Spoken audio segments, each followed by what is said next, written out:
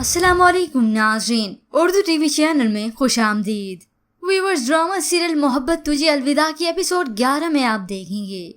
शाहान ने अब शफक से जान छुड़ाने के लिए अपनी जॉब से ही रिजाइन कर लिया।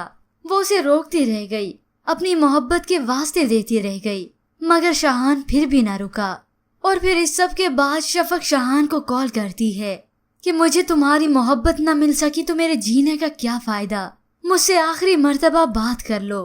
और आखिर शफक नींद आवर गोलियों की ज्यादा मिकदार खाकर खुदकुशी कर लेती है और शाहान इसे इस हरकत से रोकने के लिए भागता उसके घर आ गया।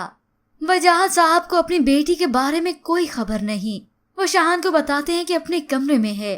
दोनों ही शफक के कमरे में भागते हुए आए, मगर उस वक्त तक शफक वो सारी गोलियां खा चुकी थी।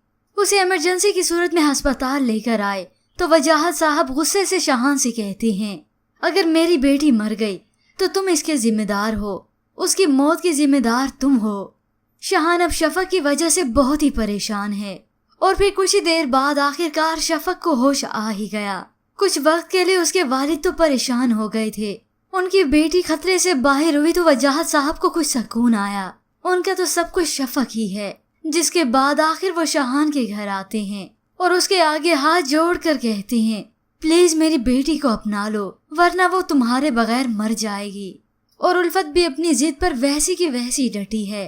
और फिर व्यूअर्स, आप देखेंगे शाहान शादी के लिए मान ही जाएगा और इसी के बाद होनी है शुरू असल कहानी। व्यूअर्स, अगर आप जानना चाहते हैं ड्रामा सीरियल मोहब्बत तुझे अलविदा की मुकम्मल कहानी तो इसे हमारे चैनल पर बआसानी देख सकते हैं। फिलहाल आज की प्रोमो के मुतालिक हमें अपनी कीमती राय जरूर दीजिएगा। मजीद ड्रामास प्रोमो के लिए आप देखते रहिए उर्दू टीवी।